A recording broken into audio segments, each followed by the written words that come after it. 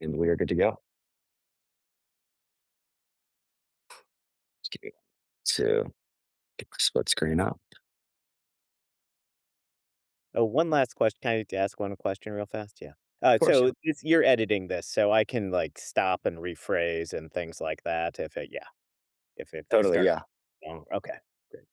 Yeah, just give it a quick flag, just like say something, a little catchphrase or whatever, so that we can see it in the edit. Just say like, "Oh, let me start that question over again," something like that. As long as you don't just like restart without saying anything, because otherwise, if you're just reading the transcript, it might not be super clear. But yeah, should be easy. Right. Great. Yeah, it's low stakes. We're not live or anything, so it's easy. Yeah. Okay, I will get started then. Welcome, everyone, to the New AI Project podcast. My name is Graham Wolf. I'm a senior at the University of Notre Dame and the program director of the New AI Project. Today, we're excited to welcome Dr. Paul Scherz, professor in the University of Notre Dame's Department of Theology, Ph.D. in moral theology, and an expert on the emerging intersection of technology, morality, and theology. We're thrilled to have you on to apply some of our research into AI's socio-technical impact to this fascinating topic area. It's a pleasure having you here. Is there anything else you'd like to add to that intro, Paul? No, it's a pleasure to be here. Thanks for inviting me on. Yeah, absolutely. It's great to have you. On the new AI project side, we've done some great work over the past 3 years of developing a team of what we call student experts, each writing in their own domain of AI. So whether that's tech titans, AI at work and labor, taming AI, AI in life, or research revelations, there's really something for everybody. And we encourage our listeners to check out the new AI project on LinkedIn after this podcast. So joining us from our team is student expert Will Mansour, who has done some great work researching what we call taming AI, or any means by which society can reel in and exercise oversight on the potential consequences of AI, whether through regulation, governance, or in this case, moral or theological scrutiny. And I'll pass it over to you for your introduction, Will. Yeah, that sounds great. Graham, thanks for having me back. Super excited for this conversation. I think it'll be a lot of fun. Yeah, thanks, Will. So we'll kind of jump right into things with just some background. I think we'd like to hear from you, Paul. What sort of drove you to study this intersection of theology and technology more broadly, but AI specifically?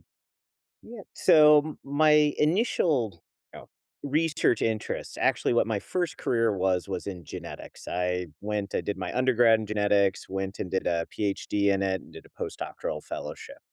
And so this has been a tremendous period for the development of genetic and other kinds of biotechnologies. So that was my initial interest in kind of the technological sphere was coming out of that. But of course, there's lots of ethical issues that arise out of kind of bioethics, out of genetics, genetic manipulation, like developmental biology. These were swarming around the times when I was an undergrad and a grad student. And those were really questions that I wanted to explore in more depth, which is what drove me to go back and get a PhD at Notre Dame in moral theology. And so that has been a large part of my career is looking at bioethics and the ethics of biotechnology. But of course, when you're thinking about genetics, a large part of what we've been doing for the last 25 years has been analyzing genomic data, right? So a lot of genetics has shifted to a data analytic framework. It's trying to use the data from genetics and combine it with medical records to predict people's risks of certain diseases. It's doing a lot of this kind of analysis of large data projects. And that's what got me into the area of kind of computer technology, data ethics, things like that, is just how it was arising out of genetics.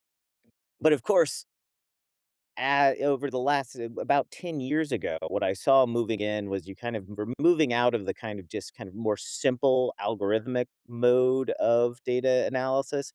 And we're starting to get machine learning start to play a bigger and bigger role in science and medical development. And so my interests and my research in data analytics, a lot of the kind of discussion of how risk was being identified, it slid naturally into AI. And I started talking about AI in the field of medicine and genetics. As people started seeing me doing that, since AI was becoming such a huge field otherwise, I started getting invited to give talks on more basic features of AI. What is it doing? What does it mean for theology? Until in 2020, I was invited by the Dicastery for Culture and Education, one of the Vatican's dicasteries. At that point, it was the Pontifical Council for Culture. I was invited to join a group that they were developing. They had decided they needed more expertise in AI, and it seemed like there were a lot of people in North America who had that expertise. And so we were a group who were they pulled together to try to an AI research group they pulled together to try to figure out, okay, what does AI mean for the Catholic tradition? What does the Catholic tradition have to say about AI and its ethics? Right. And so we were supposed to meet for the first time in March of 2020. But as you remember, that didn't, the world shifted at that month and we didn't hold that in-person meeting. But we started to meet via Zoom over the next 2 years, right? Every month we would have a meeting where we would discuss a different topic with AI and think of it and explore the ethics, which led eventually to us publishing a book about it, Encountering Artificial Intelligence. We co-wrote a book about Catholic theology and AI. And at the same time as I was working that collaborative project, I also was kind of continuing my research on medicine, but also writing on other issues, speaking on other issues around AI and other kinds of new technologies. Yeah, I think that makes a lot of sense. Like you say, the shift from focus on genetics and bioethics, and then sort of the commonalities between introducing algorithms and data analysis into that space, the commonality between that and sort of this new age introduction of algorithms into so many other parts of life. Mhm. Um, that's kind of some of the commonalities I'm picking up on. It's certainly a very fascinating journey you've had. Will, I'm curious, anything sort of stand out to you there? Anything surprising or anything make a lot of sense? Yeah, no, it's a really cool journey, and, it sounds like, you've been around the block in terms of having your hand in a bunch of different, areas of interest, which leads me to what I was my next leads me to my next question, which was going to be, what specifically about the intersection of technology and theology, like theology specifically, because, when I think about analyzing artificial intelligence, people, oftentimes look at history. A lot of philosophers are involved, which seems very close to what you studied with moral theology. But what was it about theology specifically that you thought was very important to, kind of being included in that conversation about AI? So I turned to the field of theology from genetics because it was very important for my kind of my own faith life and my religious kind of exploration was to understand how faith and these technologies interacted. But as I studied it more, I realized how much theology has to offer and moral theology has to offer to these conversations. And what Pope Leo has in some of his addresses since became pope, he is focused on what are the resources that the Catholic tradition has to offer, and he points to two, but I think there's many more. But these are the two that is focusing on. So first is our social teaching. We've developed a great set of resources around how do we envision society, how do we envision constructing just labor, just social institutions, just relationships. And the other aspect that he points out is the what he calls the anthropological vision of the church, right? What is basically that means it's just from anthropos and logos, right? The study of the human, the understanding of the human person. The church has put forward and throughout its history, but especially in the aftermath of Vatican II, it's focused very heavily on understanding the human person as creatures who relate to God and to others with reason and free will, and putting forward a very kind of rich perspective on the human person. And what we're finding with AI is it's raising a lot of fundamental questions about what is the human person? What is it to be a person? What is it to think? What is it to be in relationship? Can you be in relationship to a machine in the same way as a person? What is our work in the world when a lot of the things that we've done can be automated? These kinds of fundamental questions are the ones that the Catholic tradition has thought of and that theology has really dealt with in depth. And we also see a lot of secular actors are kind of asking these questions. So you get businesses coming and asking, looking to the church for guidance and on these issues. And that's kind of one of the things that's been amazing is how many tech leaders go and are trying to be in conversation with the church, both because of its moral authority, but also the depth of thought it's given to what it means to be human.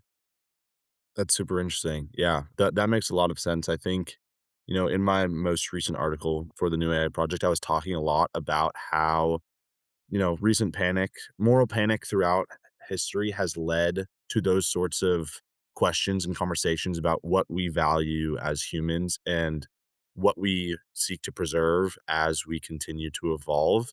And so I think, yeah, it makes a lot of sense that theology would have a lot to offer, a lot to contribute to those conversations. Graham, I don't know what you took from that. Yeah, no, I think I saw a lot of overlap between, like, what you were writing about with the moral panic, and I think that that fundamental question of how much of a threat do algorithms pose to the human element of the human experience, like human exceptionality, human uniqueness, etc. I think it's a really jarring kind of question that a lot of us never thought we'd have to encounter, and it's refreshing to hear that that the church has kind of done a lot of work on it in advance of this new wave, but also theologians kind of already have that the perspective to kind of absorb this new shock in a way. I'm curious, sort of, just about how where you sort of fall on the sides of these debates about, you know, how much of a threat does this actually pose to human exceptionality, or what is the real threat, or what's the magnitude of the threat of the introduction of algorithms into day to day life? Maybe if you could point to some specific research, or just sort of feel free to sort of postulate, where might you fall on these big emerging debates? In our book, Encountering Artificial Intelligence, the one the AI research group, and then following that and citing that the recent Vatican document Antiqua Nova, it's very clear to point out the differences and distinctions between human intelligence and what we might call machine intelligence, right? And fundamental to this is issues of consciousness, right? So machines don't have consciousness. Philosophers have made this argument for a long time. The issues of freedom, the determination of the machines, they're probably they can do new things, they can create and things like that, but they're all probabilistically determined. They're statistically determined machines. Um, and the kind of the way that people do intellection and abstraction, the way that our bodies are involved, there are clear distinctions between kind of artificial intelligence for all the kind of wonderful things it can do, right? And I don't want to deny that it's a very valuable tool and an amazing tool, but it's not human intelligence. It's not intelligence as you know, we've classically thought it. So I'm not afraid that we're going to get an AGI that is kind of super intelligent and is going to conquer the world and kill us all or things like that. My bigger fear is that we're going to deploy AI and we're going to overestimate AI and deploy it in ways that's either going to cause disruption to society because we don't recognize its fallibility and its limitations, or in ways that degrade human experience, right? And what the human brings to relationships, right? So one of the big dangers we see in medicine is we're seeing this kind of broad use of medical kind of chatbots. People really want to deploy that. OpenAI just released this ChatGPT health kind of app. And there's some thought leaders who think, well, why do we need a doctor when you can get diagnostics from kind of your AI chatbot? And what's that's missing out is the role that the human factor plays in healing, the relationship between the doctor or the nurse and the patient. How that's actually a really important part of healing. and making a person whole, not just like in illness wise, but in helping them to understand the kind of their total social situation, but also just the to kind of feel that someone cares for them and in the kind of moment of suffering. Right. And in work, I think there's a lot of ways in which we can give up kind of human creativity, human like free use of their virtues of prudence and things like that, which makes jobs fun, is being able to be somewhat autonomous and use your skills to do things in the world. Can remove those and give them over to an AI that just directs people, right? And to make all jobs kind of like the Amazon fulfillment, the center person who's just being directed totally by the machine to kind of do things. Right. So I think the less is the danger is that we're going to actually get a super intelligent technology that's going to kill us all or something like that. More of the danger is that we are going to use AI in ways that degrade specifically human experiences or ignore the specific elements that humans bring to experiences. Yeah, that's really interesting. I kinda wanna hone in a little bit on what I've heard called transhumanist, perspective on AI. You've mentioned as you kinda Mhm. brought it up, is like the AGI, the apocalyptic kind of perspective. It sounds to me like your belief is that apocalyptic belief is not the threat, but instead a widespread belief in Yeah. its transhumanist nature would be more of the threat. So, Mhm. what we see from a lot of these tech leaders is kind of this fixation on a transcendent view of AI, whether it's going to lead to immense prosperity or to an apocalypse, some kind of transcendent view. And they're pretty actively spreading that narrative as much as they can through rhetoric of all kinds, whether on Twitter, through these manifestos to investors, et cetera.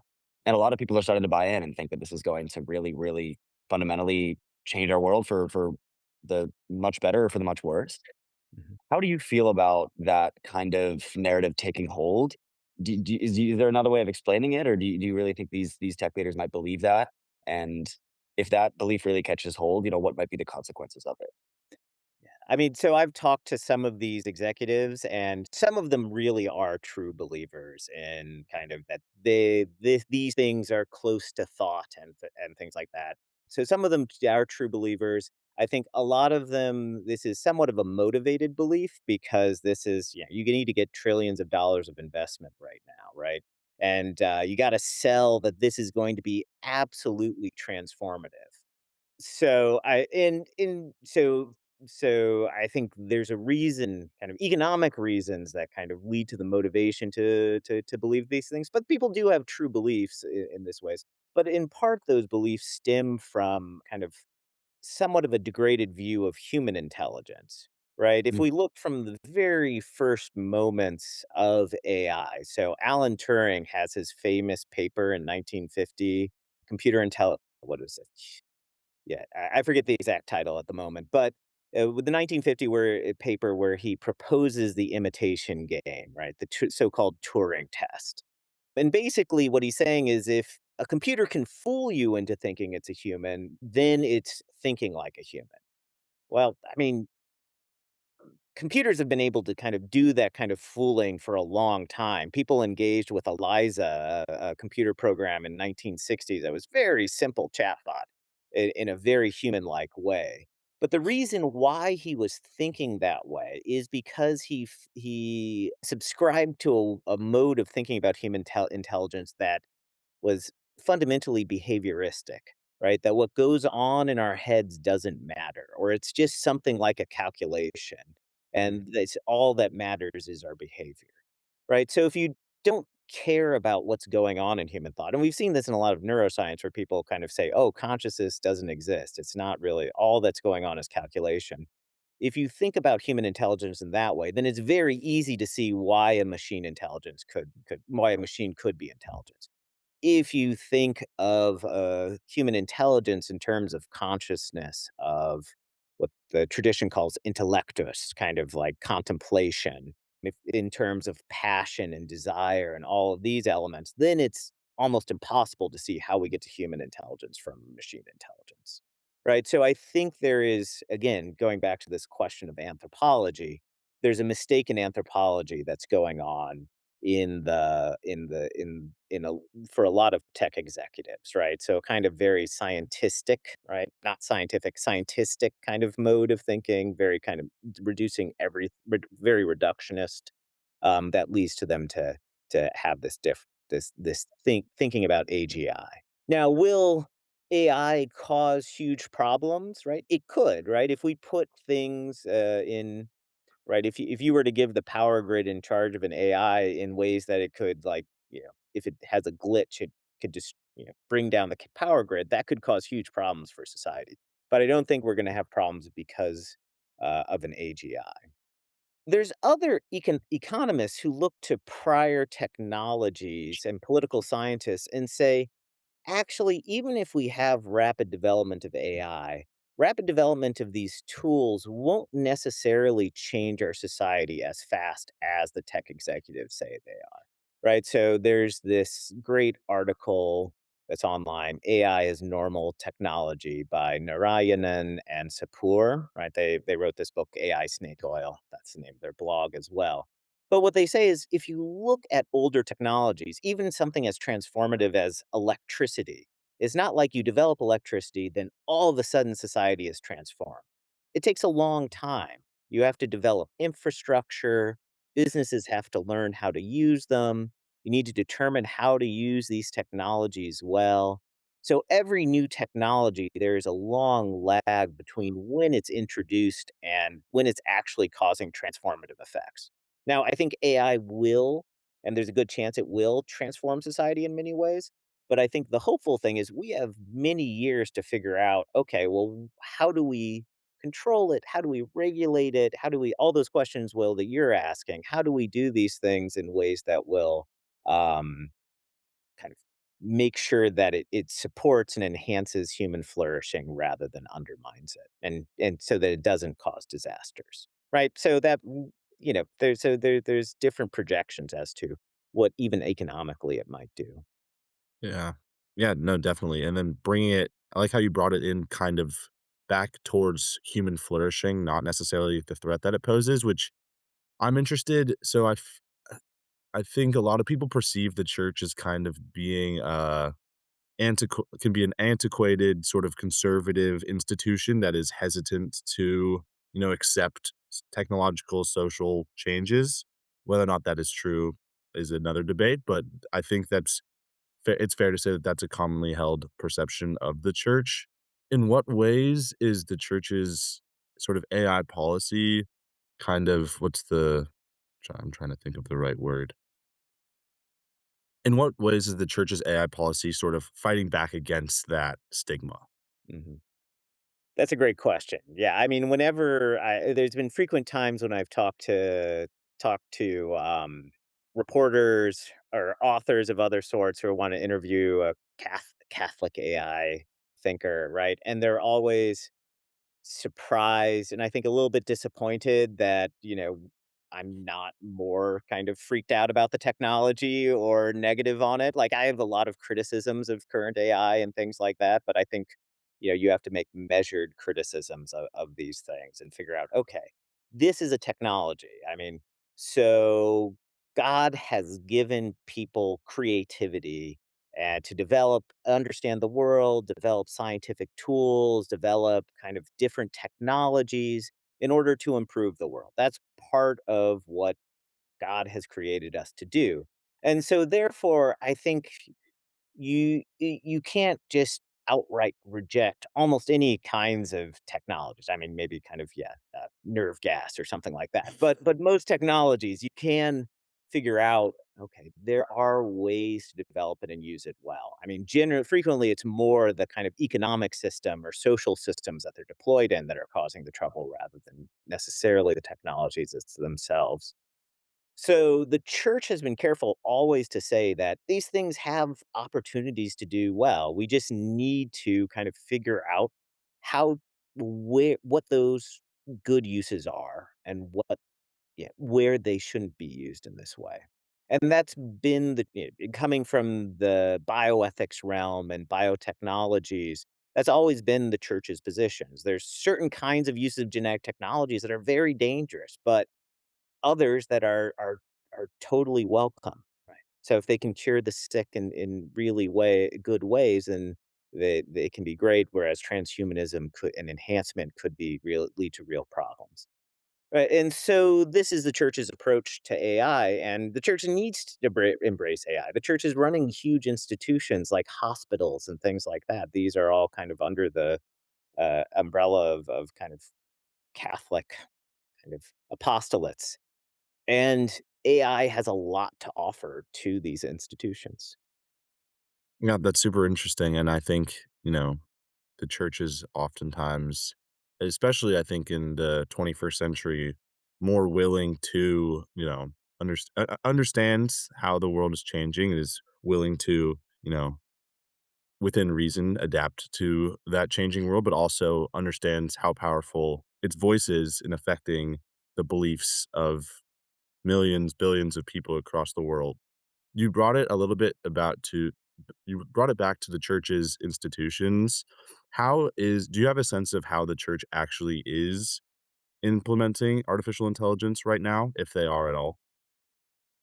Oh, so the church as a whole, like, so I mean, so yeah, the church has institutions, but it's people like to think of the Vatican as kind of like it's a one thing, whereas the Vatican is actually lots of different kinds of departments that sometimes talk to each other, sometimes don't talk to each other.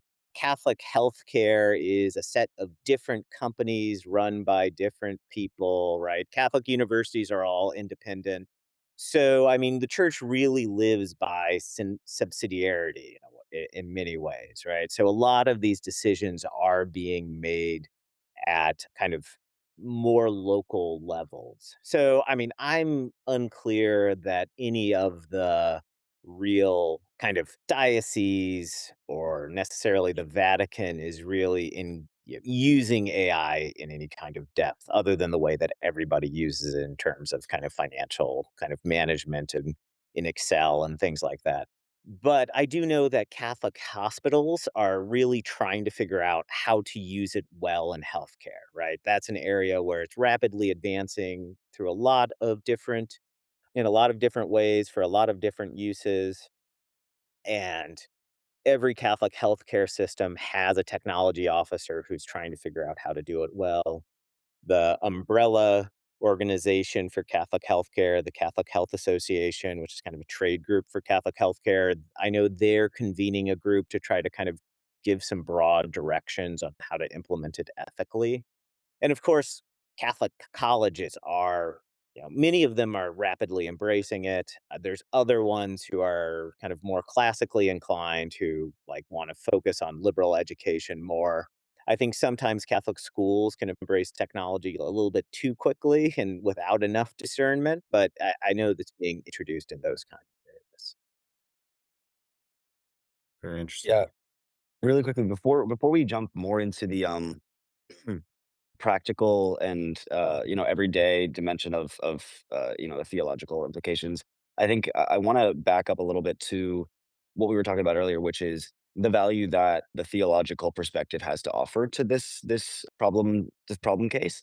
So I really like your diagnosis of the flaws in the anthropological view of the human as this kind of algorithm in and of itself. I think we cited this in a few pieces before. There's this good op-ed that says we've kind of, as humans over the past half century, reluctantly swallowed this idea that our behavior is nothing more than a calculation or nothing more than the result of an algorithm in our minds. And now, of course, here along comes this really powerful algorithm that is, striking fear into all of us because we're all afraid that it's going to sort of beat us at our own game, which we've, become convinced is just, numbers and probabilities. I really like that kind of fundamental diagnosis of the issue. And I think the way that that might trickle down into more practical applications is really kind of revolutionary. It would involve this kind of revisitation of what human behavior comes from. Is it really, more organic? Is it really more of this kind of interaction with genius and, unique, exceptional human capacities? I'm curious, do you think that's something that is, really doable? Is this the moment to revisit what we think of as human behavior? Or is this something that's maybe going to be carried out on like a more, you know, practical deployment case kind of basis? Or is it something that maybe is this the moment to kind of revisit this more revolutionary idea of human behavior as something other than just an algorithm? I think that's exactly right. This is the moment to kind of make a broader case for a richer view of kind of what the human person is. And I think a lot of people are open to this, right? A lot of people are realizing relating to an AI is not the same as relating to another person, right? You can't have a romantic partner with an AI. So I think there's a great opening to this. I mean, even you get secular thinkers like Jaron Lanier, who was a kind of early kind of technologist or major computer scientist. He had this book a couple of years ago. You are not a gadget, right? So even kind of secular thinkers are embracing this view. We got to have a richer view of ourselves. That's why I've said before that this is, I think, a real opportunity for evangelization, right? It's not, we can't think of it as just a threat. We gotta think of it as an opportunity because a lot of people are seeking for a better understanding of what their place in the world is. And the theology has that story to offer, right? And something that is rich, that's meaningful, and that can be embraced. Now, I think also you need to employ this when you're looking at specific applications and things like that, right? That broader vision has a lot to kind of offer for, whatever deployment you wanna make of AI. But fundamentally, I think we can really change cultural discussions around this to get a kind of a more humanistic approach to, you know, all different kinds of topics. Yeah, yeah, and I think, uh, now kind of pivoting back to the more back end application, in parts of this, I think medicine is a really great place to kinda see that playing out, I'd imagine. I think, just from what we were talking about earlier, how there is such an intangible human element of medicine, the relational component to healing, that just cannot be overlooked as much as people have tried to kind of distill medicine down to this equally, like, completely black and white, completely objective science. And now we're introducing algorithms into that process of healing and kind of maybe starting to see some of the red flags pop up in our shortcomings of understandings of the human and also healing. I know my sister is a nurse and she's been telling me about how the on one hand, these hospital administrators are so excited to deploy AI, and then on the other side, the nurses and the patients are, that's the last thing that they would want in these very vulnerable moments of healing and serious injury and illness. It's just kind of throwing a wrench into what was otherwise a very kind of intimate and human experience.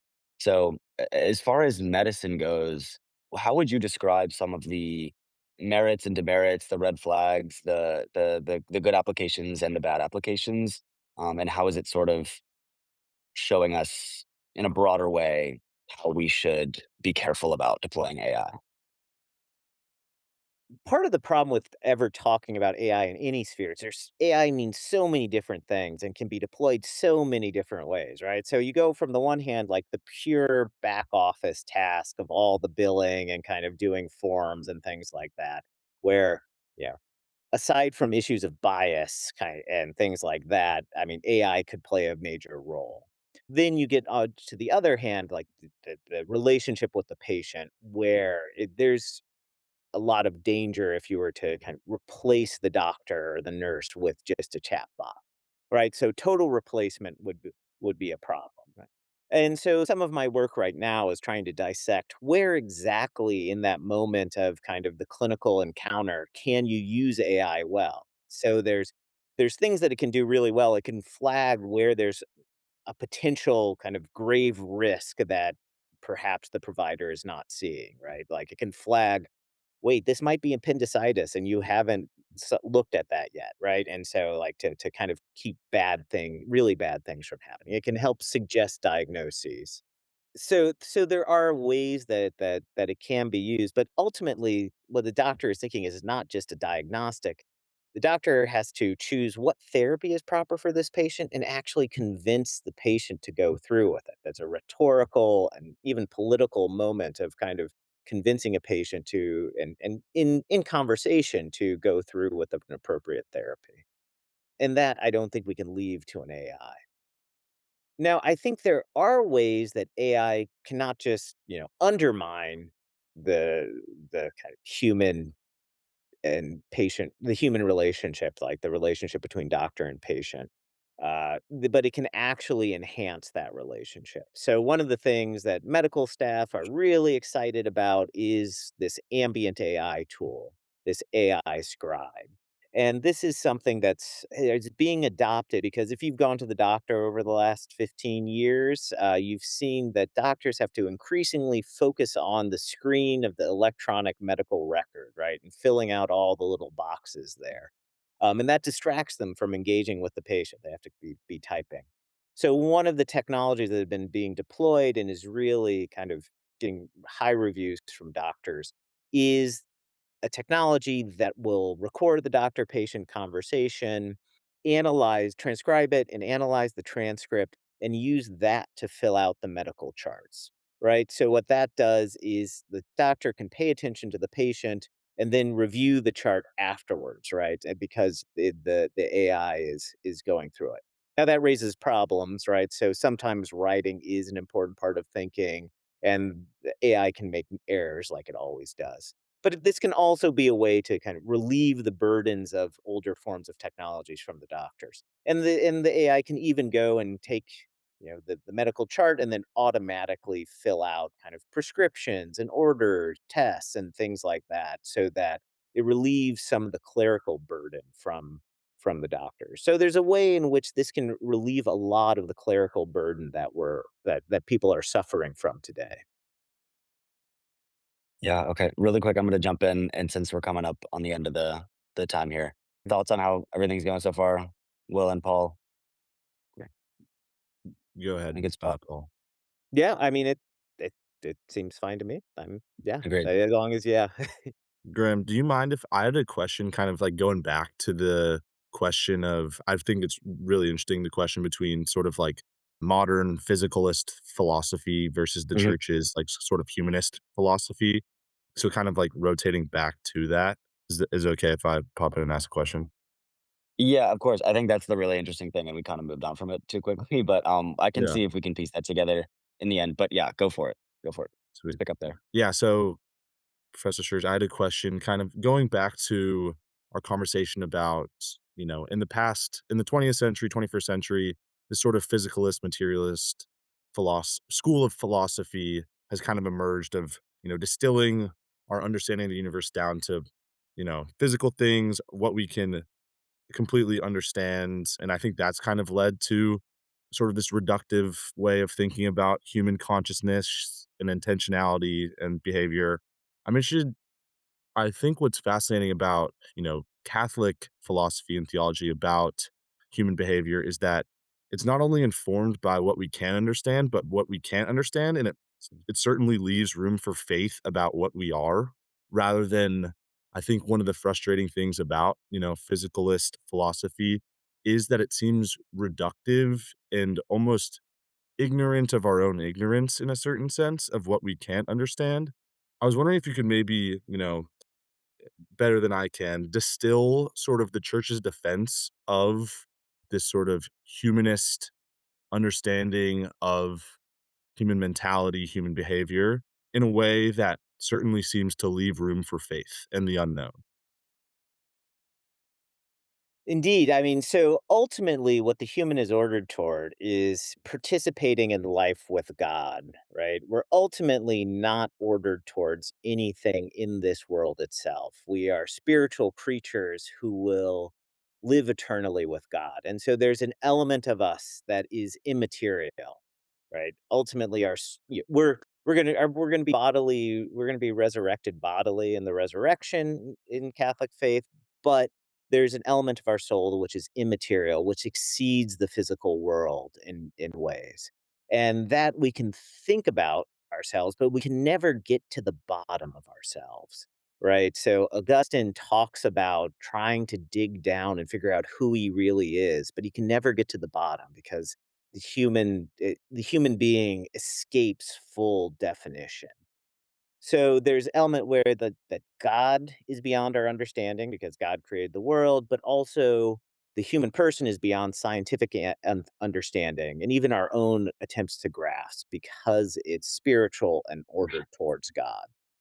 I think also the reductionist understanding of the world thinks that we can understand and control all of the events around us, whereas a Christian vision of creation has a certain humility about how history unfolds and how things unfold in the world, that we are always going to be that God is ultimately in control of history, that God's providence rules over all, so we can trust in it, but we also don't know where exactly we're going to go. God does new things occur in the world that can't be predicted from history, and AI and science is always just developing from the historical data we have, whereas there's always something new that could occur, right? So it leaves you open to the kind of creativity and novelty, what Hannah Arendt called the natality, the kind of generativity of the real world. Yeah, no, I Yeah. think that's definitely what I was trying to, sort of, like, orient towards that ability to, leave some room for I think the word that caught my eye that, like, specifically caught my ear there was humility and the church's understanding of humans as humble beings, as reverent beings that, are ordered towards something greater. And I think that oftentimes is, missing in, I think you called it the scientistic sort of understanding of human behavior. And yeah, I think that's definitely a place where, certainly in the modern world as well, where we've seen a sort of, you know, reduced sense of purpose, understanding, meaning for a lot of individuals. That's a place that the church could definitely, step in and offer a really powerful source of inspiration, creativity to the world. I mean, that's a really good point. Is that I mean, I think what you're highlighting here is that there's this duality in the reductionist vision of the world, right? On the one hand, it views people as kind of meat machines or just kind of this kind of algorithm. But then at the same time, it thinks that through our technologies, we can gain complete control over our destinies and ourselves and our world. Right. Whereas Christianity has a duality, but on the one, it's that we are called to amazing things. We are called to deification, but realizing that we are not in complete control of that, right? So it's both this humility, but this high calling of who we will eventually be. Yeah, the way that you just outlined that is sounds super accurate, but it's ironic, the part about how the reductionist scientistic views the human self. Yeah, I'm really interested in that. Graham, did you have anything? No, I think this is really at the crux of what we were talking about earlier, which is what does theology have to offer to this conversation? I think just as we're talking about, it's very exciting, it's very energizing, I think, and it can in mass be this kind of very liberating thing for a society that is otherwise um kind of been relegated to a very reductionist, view of the self and of the human. And I think as we start to kind of wrap up our conversation today, I want to talk about what your previous article focused on, Will, which is AI alignment, which to me is in a lot of ways just the secular and practical application of what we've been talking about today.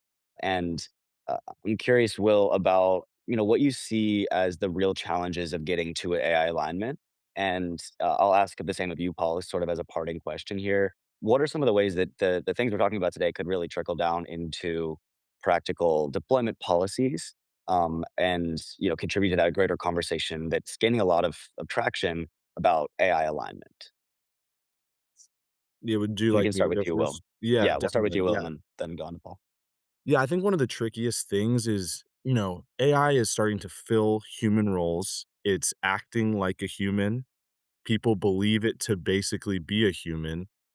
So I think the next step is, okay, but it's not quite a human. How are we going to align it to have this sort of human code of moral conduct while it lacks a certain humanity to it?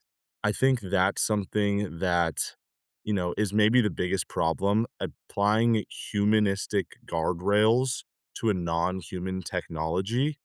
It's very human morality is very complex. It's very situational. We do our best to develop virtues and general frameworks for understanding how we should morally act, but it's very it's very complex and it's would be almost impossible to capture in code because it is so much dictated by experience, personal beliefs, and so I think that is that to me seems to be the largest issue, challenge that, these companies need to attack and, develop a plan of action against as we hope to align AI with our moral and ethical frameworks. Yeah, and same question to you, Paul. How do you think we can maybe trickle some of these big theological imperatives down into everyday policy? Yeah, that's a great question. I really like Will's answer as well. I frequently think about this in terms of design. How are we designing these tools? What do we want them to be used for? Too often we design them to be these human-like replacements, right? We design them to be like these totally autonomous human-like things, whereas we should start thinking about them as tools, as assistants. Where can they assist people in kind of fulfilling what the goods and ends and tasks that humans want to do, right? How can they help augment people's work and make work better rather than trying to just have this mistake that we're going to replace people with machines? That's the first step, is just think, what are we designing these things for? And then you get into the kind of analysis of, well, how do these different AI programs, AI applications, what are they doing to different human ends, the way people act in the world, looking at those kinds of questions. Yeah, I think that makes a lot of sense, and we'll certainly take all of these points back with us as we continue our research around AI's socio-technical impacts, specifically, taming AI through a lot of these theological and moral imperatives. And yeah, I just really can't thank you enough, Paul. This has been a really interesting conversation that's definitely going to inform our research moving forward. So, Dr. Schurz, thank you. Yes, Thank thank you. thank you. I've really enjoyed the conversation. All right, and as I said at the top of the episode, we encourage our listeners to go check out the new AI project on LinkedIn and Substack to read a little bit more in depth about what we were talking about today from Will on the Taming AI column.